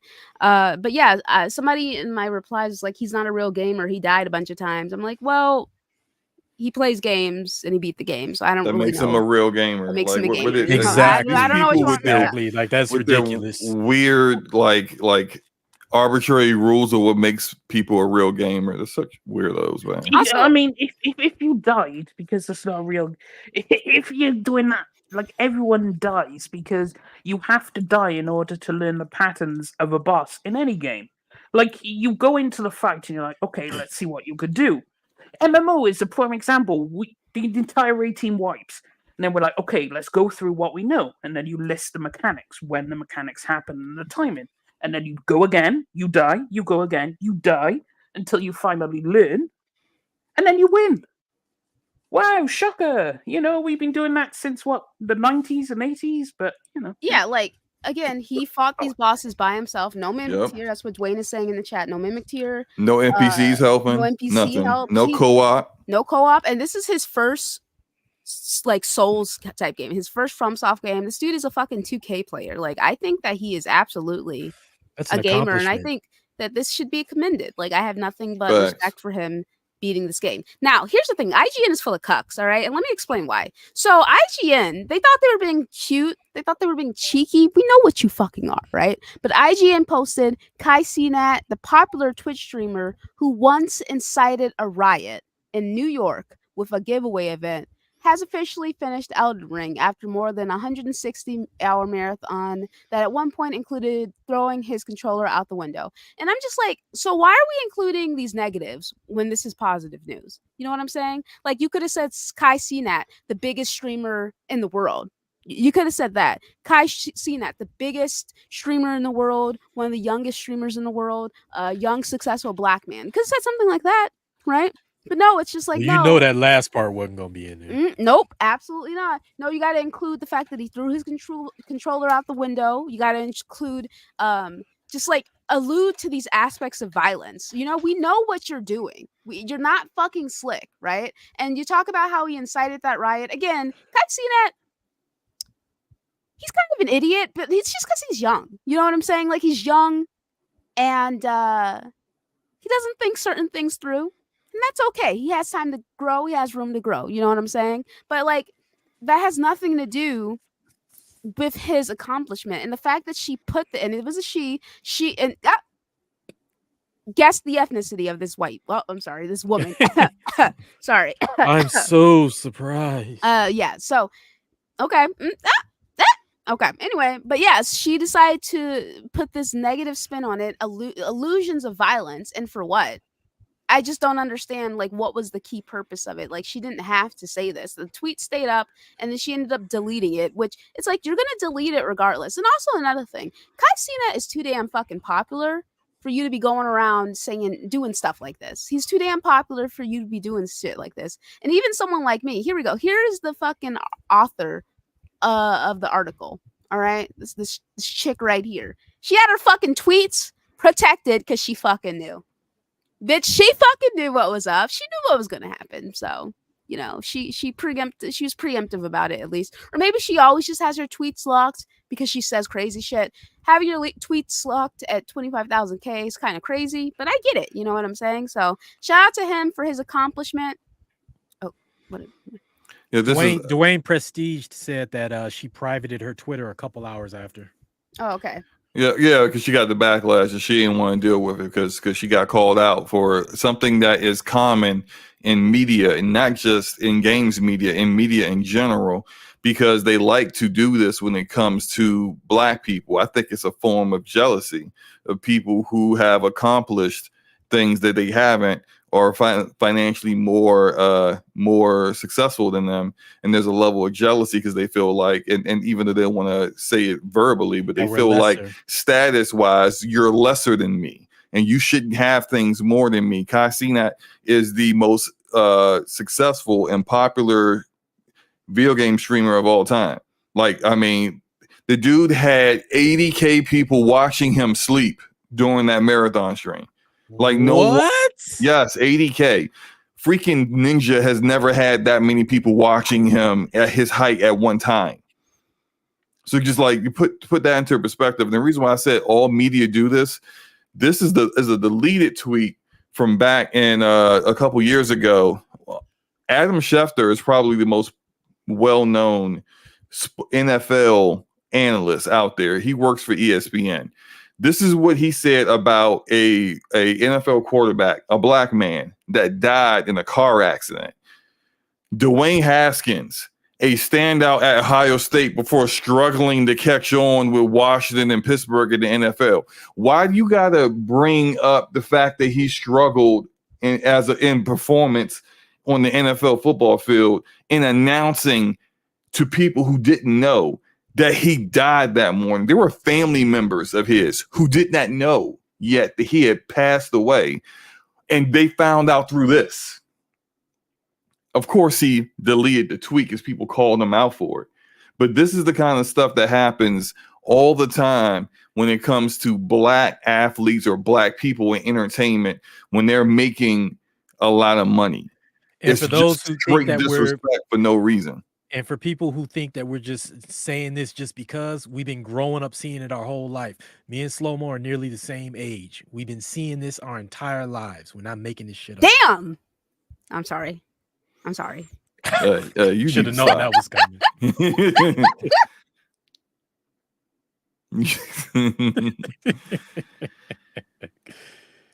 And that wasn't even the worst disrespect. There was other people like there's if you're into sports, you know who this guy is. Colin Cowherd was very disrespectful about him. It's just like, yeah, if the guy wasn't a great player on the football field, the guy died. Like, why are you being disrespectful about him in death? Like, they wouldn't do that. I don't see that happening to white bust like players that don't do a good job and they become a bust and they're not successful. They don't, if they pass away, there isn't that level of disrespect. I mean, freaking white guys that kill their entire family and then self-delete themselves, be having pictures of them all just happy and their little family photos, and this guy just killed all of them. Like, why? So you can try to make this person look like a nice guy and he's so great and he's a freaking murderer and a coward, but someone else, you got to talk bad about them. It's just like, we see through this nonsense. Yeah, they do that shit all the time, dude. So, you know, but again, like, shout out to Kai for beating the game. That's fucking awesome, dude. Like I said, Yeah, I think really I think that anyone can beat these games if they have the time and the patience to do so. And it does take a lot of time and patience. It takes dedication, and not everybody has that dedication or has that time. You know what I'm saying? And Kai is young and has a lot of money, and this is his job to do this. So he has the time and dedication to keep throwing himself at a boss over and over and over and over and over again. So, Right. shout out to him. All right, let's see here. Did anything else happen this week? I don't think so, right? Oh, you know what? Not really. Okay, we can keep the show short and just get the channel member Well, topics. War Crime the game happened. That was hilarious. I don't know what that is. Ghost of Tsushima launched on PC also. Oh, No, okay. it was because it went viral because the no context human race Twitter handle put it out about Stellaris, the game Stellaris, how people can just stare at a map with a whole bunch of planets because it's based in the universe and you have to conquer it. And then everyone was just bringing up, wait, so this is a 12+ rated game, but there's all the worst things imaginable. And then someone said, "Was is this War Crime the game?" And I was like, "Yeah, actually, to be honest, and that's the best way to play it." And there was so many different tweets. I didn't know that people were this onto this kind of game because I find it weird, like how people. But then looking back on it, I mean, I agree because, as people said, it's like constant war crimes and dystopia generating capitalism and the most optimal builds. And it's crazy. And I know no one's going to play it, but try playing Stellaris. And just remember, be the biggest dick you can be. If you be a good guy, you're going to lose. So, enslave the population. I knew you were going to say that. I was just waiting. I was just waiting for you to talk about enslaving people. I knew it. Well, I mean, he likes Power World, so No, but that's the most efficient way to get workers. Singer, I literally said in my mind, he gonna say enslave the population right before you said enslave the population. I'm like, I knew it. I just knew. He's my favorite colonizer, Singer. I knew you were going to talk about it. I was like, he must be enslaving people in this game for him to be this hype about it. I just knew it. Go ahead, man. Go ahead. Plantations all over the place. Go ahead, though. Well, no, you don't have plantations because what you want to do. Singer, you don't have to explain yourself to these men. No. I'm going to explain it because it's absolutely hilarious. The thing is, you can enslave them, turn them into food, and then sell them to your enemies. You could sell them their own population turned into food. It's fantastic. What a way to make money. I invade your planet. Dark as hell. I invade your planet and I give you two choices. That's exactly. Okay, colonizer. I know. Exactly. Right? He said you can make this. What a way to make money is fantastic. That's exactly what they said back in 1770, whatever. Do you make whips out of? Do you make whips out of their skin too? It doesn't have to even be like that. It's more so like when we were playing Remnant too. A Remnant, actually. It's like, damn, we're really going to these different areas and like killing the population and stealing their art. Yeah. We're the fucking colonizers, dude. Just walking in and just killing everything. Wildlife, indigenous species, everyone. Their stuff. All the races, just killing them all, finding the biggest, baddest person that lives in that area, killing them too, completely wiping out the entire population and then leaving. Like that's Remnant. That's Remnant in a nutshell. Well, let's not forget also the poor Albanorics just sitting on the cliffside. We're just murdering them over. And then they just incentivize you to just murder them over and over again. They're literally sitting there with their head in their hands. No, they're sitting there looking half miserable because the world hates them anyway. And you just slaughter them over and over again. The whole time I was doing that, I was like, this feels so wrong. I am not sick, chat. It's just no. That's pretty funny. You didn't say what Omar is saying. You said, but just reading it, it looks hilarious. Well, I'll quote it in a tweet, right? Because someone came with this beautiful tweet. Don't quote that though. Don't quote what he said. No. Can you imagine him posting that on Twitter without No. The thing is, this dude is correct. I love a game that teaches the economic benefits of slavery, genocide, and racism being rated 12+. Yes, it does teach you. It is a economic benefit to perform genocide, racism, and slavery. It is to your benefit, so you should do these things. I just wish The you had. game I said you teaches didn't you have to to do that. explain it, brother. Like Yeah, the reason why I didn't want you to yeah. explain it is because you sound a little crazy, man. We just move Yeah, on. you sound We a just little move on. yeah, All yeah. right? You sounding crazy as hell, brother. We can just move on. Yeah. All right. Like economically, we understand the benefits of slavery and racism and genocide. Like there's a reason why it occurred in history. Bro. We just move on. Yeah, And you just enjoy those games. Whatever it is, what it is, my guy. So anyway, so Blade X wants to talk about the masterpiece that is X-Men 97. I haven't watched, but I heard really good things. So It's tell me. amazing. It's so good. It's I want to rewatch the first season as well. And I'm pretty excited for season 2. I don't want to say any spoilers or anything, but like it's just it's pretty brutal, and I feel like it's a bit more, even though the animation is very much in the vein of like how it was in the 90s. They're a bit more modern in the storytelling aspect, and that, like, hey, not everybody's gonna make it to the end.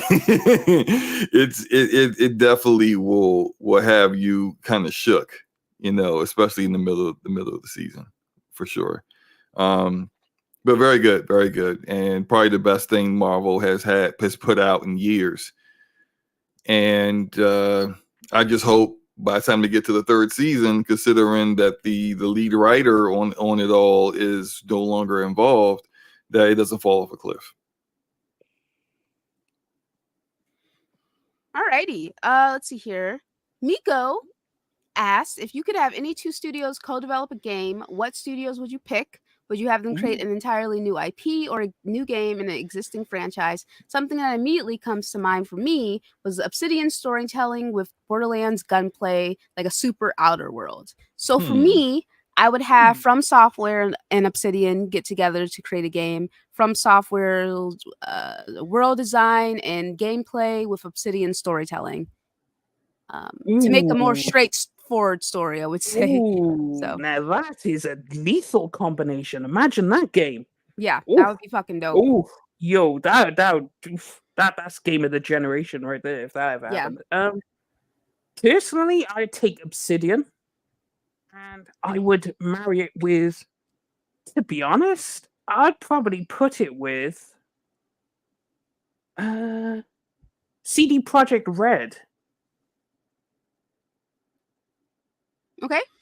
No, actually, no. Let me rewind that. I'll put it with Square Enix, the Final Fantasy devs, Creative Business 3, because they can marry the combat of Final Fantasy with the storytelling of Obsidian, and I think that would be the best Final Fantasy game. It wouldn't be a Final Fantasy; it'd be a new IP, but it'd be that style of game, and I think that would be a marriage made in heaven. But here we go. Okay. What about you, Ramon? I would. Mine is going to require a little bit of resurrection. I would resurrect Silicon Knights and team them up with Amy Hennig era Naughty Dog to resurrect the entire Legacy of Kain series 1 to 5, and then move on to 6. Ooh. Okay. I would go with I'm going kind of similar to Miko. I want Gearbox doing the gunplay, the first person shooting, the skill trees, the stuff that they're great at, and then I would have CDPR instead of Obsidian doing the storytelling, and I want it to be Borderlands 4. So CDPR writing the storytelling in Borderlands 4, they can do dark. I think right now at this point, Gearbox can no longer nail the trademark Borderlands humor. So if you can't do the humor, let's just lean in on the brutality that's always been there. And I think CDPR can write that and then write it well, and then just let Gearbox deal with the stuff that they're good at. amazing guns that are super unique that you can't get anywhere else. Amazing build diversity, amazing skill trees. Let them be in their bag on that, and leave the storytelling to people who actually can tell good stories. Sweet. All right. Let's see here. Okay, and then Corey said maybe it's just out here in LA. Corey always has the funniest random stories. But do people where you reside rush to the fast lane, then drive like they're in a parade? No, people don't do that here. They usually go to the fast lane and like they'll be speeding, right? And then we'll both end up at the same intersection. Like the light will just turn red, and it's like, damn, all that speeding and for what? We're here together. What's up? You know? But what about for you guys? No, they don't do that here. They just drive crazy, like merge into traffic without looking. Now, up here in Vancouver, some of the worst drivers I've ever seen in my life, like they'll either jump into your lane in front of you, or they'll drift slowly into your lane, taking 5 minutes to finally get over there. And then when you go around to pass them, then they start speeding up, which makes me want to put on cruise control, jump through their window, and then snatch them out of their car and just slap them. Can't stand that mess. This actually applies for me as well, because obviously we have the fast lane over here in a slightly different fashion, because we have motorways, not freeways, and all that kind of thing. But the biggest annoyance is when everyone understands if you want to drive slow, you stick to the left, and if you want to go fast, you stick to the right. And then there's people who just go to the right, and you see them driving, and it's like, you understand this is dangerous, right? Everyone's supposed to be essentially speeding at this point, and you are putting everyone in danger driving so slow. And I just want to pull them over and go, revoke your license, because some people clearly don't know how to drive. And yeah, although to be fair, a lot of people are excellent drivers. Like, there's rarely any like dangerous driving. I hear in Germany they have the best drivers, like the Oh, to they pass do. their license. I hear they're Yeah, really they good drivers do. there. Like, it's really strict as well, and you get punished harshly if you break the rules. Like, they don't fuck about, but that's why they have the best drivers. I mean, that's same for Europe, apart from France. France is the special one because they have the Champs-Élysées, and I never again. And if you watch a video of going around it, right? Basically, it's a giant ass roundabout. You can't stop. You can't wait. You just have to go, and everyone just has to go. You just have to go, because if you stop in the middle, you're going to cause a crash, and it works. I don't know how it works, but you can't stop. You just have to go, and you miraculously you avoid everyone. I don't know how it works, the mechanics behind it, but crazy. All right. So yeah. Sweet. And then So he also said, what's up with the new Diddy and Cassie footage? Okay, so if you guys haven't seen it, I'm not going to play it here, but basically Cassie was attempting to leave the hotel she and Diddy were in. Diddy runs down the hallway and like just his towel, just chasing her down. Well, not chasing her down the hallway, but he runs down the hallway, rushing to get to the elevator where Cassie is, right? She's got a hood on and she's got sunglasses on, which makes me think that her face was messed up. And that's why she's wearing the sunglasses. And I also think that with how he exited the hotel room and the fact that he was in his towel and he was rushing down the hotel room, he went into the shower and she used that opportunity to try to escape. He rushed down to the elevator, hit her in the back of the head, and then started kicking her and hitting her on the ground, grabbed her bags, kicked her again, and then started dragging her back to the hotel room. This footage is from 2016, and it just got released the other day, which means that the hotel was complicit in the assaults, and now the police are saying that there's nothing that they can do because the statute of limitations are up on what he did. So I think that it is just confirming what Cassie said. It's confirming what we already knew. You don't just immediately settle after being taken to court right away unless you're actually guilty, right? So I've been hearing weird things about Diddy for years now. I think a lot of us have. And so when the allegations came out from Cassie, I was like, oh, I 100% believe this. He's a fucking weirdo, right?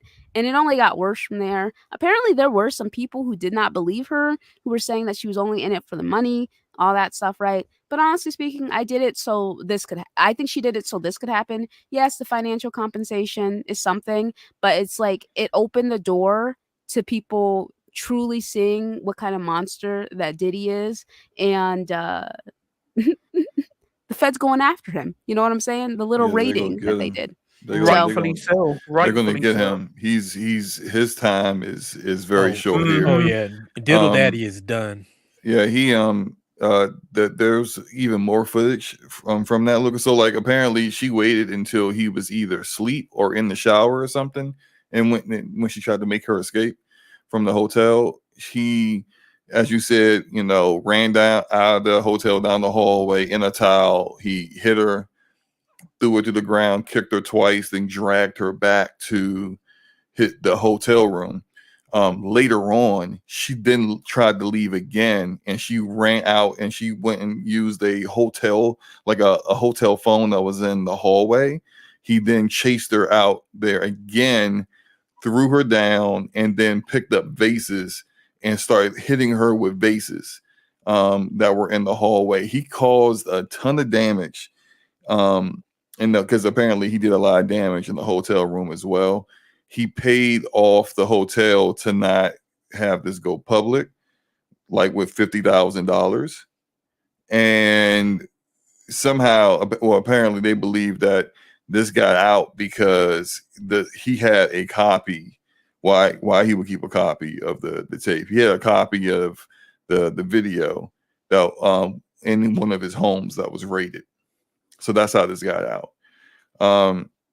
They're definitely going to get him, but it's not for this. Like this is, it's unfortunate that he doesn't get prosecuted for what he did to her specifically. But as Lucas said, this opened the door for federal investigators to kind of have this get on their radar. And then when they started investigating him, that's when they started finding about all the sex trafficking, about all the criminal activity he's involved in. That's what he's going to end up going to jail for. All the other stuff that he's been doing that wasn't a part, some of it's a part of her lawsuit, because if you read her civil lawsuit against him, their whole thing, there's a lot of other stuff that she was a witness to that is criminal activity that doesn't have the statute of limitations that he could be prosecuted for. But as they build their case, and like feds don't do this for people to understand, they don't do these things just for shits and giggles. No, they're building a case so that by the time they're ready to charge him, it doesn't matter what kind of lawyer he's got. No escape. There's no way out. He's done. You could and no plea deal is going to get you out of jail time. You're going to jail. You may be able to reduce your sentence, but you're definitely going. They're going to shut you down. And so it's just a matter of time before it happens to him. But I'm glad it's happening to him, because he's a garbage human being. All they got to do is just throw him in the same cell as R. Kelly and just lock them up together. There we go. Yeah, they're which one would abuse the other more? I'm curious how that relationship would turn out. To be honest. Given Diddy's proclivities, yeah, but yeah, it's just, I don't know, man. And the thing of it is, the vile things that you do will eventually come out. It may take 10 years, 15 years, 20 years, but that shit will come out when you're no longer at the height and peak of your popularity. See you in a couple years, Drake. I'm just saying. You know what I'm saying? Shit's he might be next. I mean, people are aware of certain weird things that exist, and then it's like, okay, we know about these things, but you don't really know about them until years later, where it's like, okay, so you're being exposed to everything, right? Like, again, me growing up, I knew R. Kelly was a fucking weirdo growing up. I mean, we all saw that Boondock episode, right? I was a kid, you know what I'm saying? And I knew R. Kelly was a weirdo, but the dude was still free to prey on teenage girls, no problem, because he was popular. So I remember being, oh, sorry. Go ahead. No, I was gonna say, I remember being the only person who couldn't stand R. Kelly when he was at the height of his career. because I used to call him R. Smelly, and everybody's like, "Man, why you hating?" I'm like, I can't stand that dude. Why?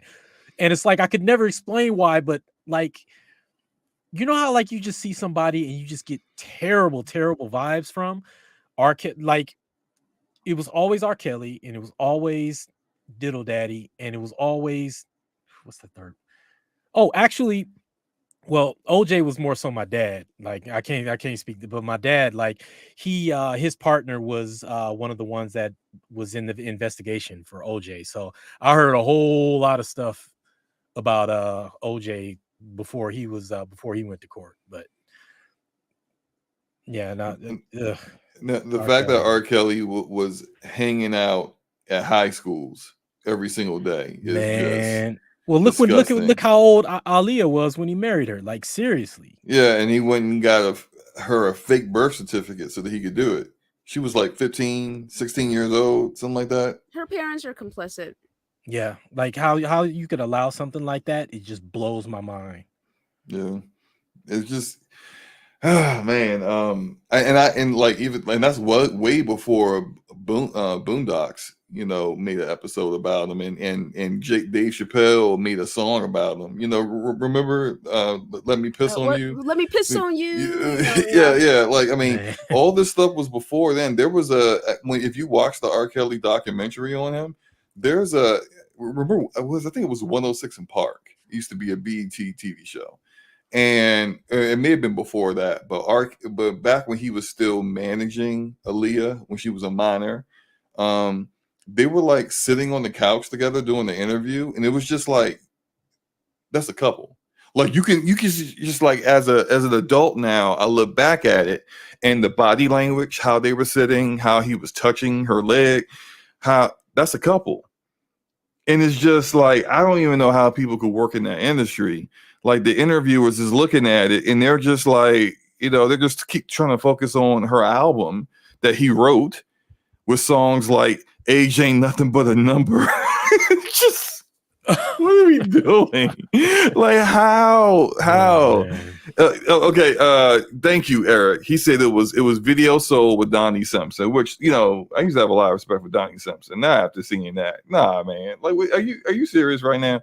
Like that's disgusting. That he wrote all her music, and if you listen to all her music, it sounds like she's justifying being in love with an older man, and then you listen to his music, and he's saying stuff like, show me some IDE before I get any deep in. Sir, are you? Exactly, because if you need somebody to do that, then you are already looking way too young. It's just. Oh my God. I just like I've hated R. Kelly for the longest time. And just like I used to argue with friends and family about that were huge R. Kelly fans. Same here. And what it all comes down to, they like the music. Yep. That's all they care about is the music. And they don't want the music to go away.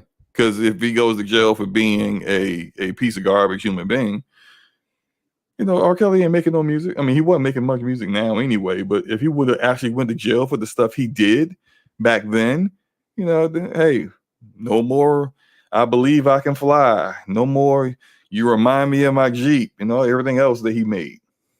So get these nasty individuals out of here, man. Dude. And the really sad and scary thing is there are several predators that exist that we don't know about because they're not popular or famous. You know what I'm saying? They're rich and they have connections and they will never be brought to justice because of those connections and because we don't know who they are. You know what I'm saying? Like, but we can at least get these fucking popular predators out of here, hopefully. So. All right, shout out to my channel members. So shout out to Lino, Capono, Stanley, Arcade, Silverback, Nam, Stone, E-Head, Hero Down Under, Pedro, Dorian, Dwayne, Bounty, Dark Prince, Blade, Miss Phantom, Iman, Gregor, Cassie, Autumn, Michael, Blue Moon, Kenneth, Miko, Phil, Fonz, Meat Puppet, Yobi, King Metrochan, Corey, and Bandy, Imar, Damien, Dolo, Tevin, Ronald, Dealer, MJ, Dirk, Scrope, Lillard, Drenza, Kenny, DC, Big Daddy, Smitty, Sub Negro, Jazzy, Dom, Duckman, Sycamore, Zion, Breesky, Light Stripe, Pepitio, Nautical, Jet, Envy, and Slomo and Hannibal. Appreciate you, my boys and girls, and my non-binary folks as well. Shout out to everybody in the chat. Shout out to all the super chat support. Thank you, Nautical and Meat Puppet. I'm not gonna acknowledge that first one. And shout out to my amazing panel. Thank you so much, Singer and Slomo, and thank you, Ramon, for being a guest on the show. Much appreciated, my guy. And yeah, let's go ahead and do these outros. Slow. Good show as usual. Enjoy your weekend, guys. Alrighty, Ramonski. Awesome show as always. Luca, thank you for having me on. Thank you to the panel. Thank you to the chat. It was a great time, and enjoy the rest of your weekend. All right, Singer. Great show as always. Shout out for Ramon coming through, and enjoy your weekend. All right, guys, please be safe. Take it easy. Try to stay cool in this hot weather, and I will catch you guys next week. Peace. God. Okay, bye.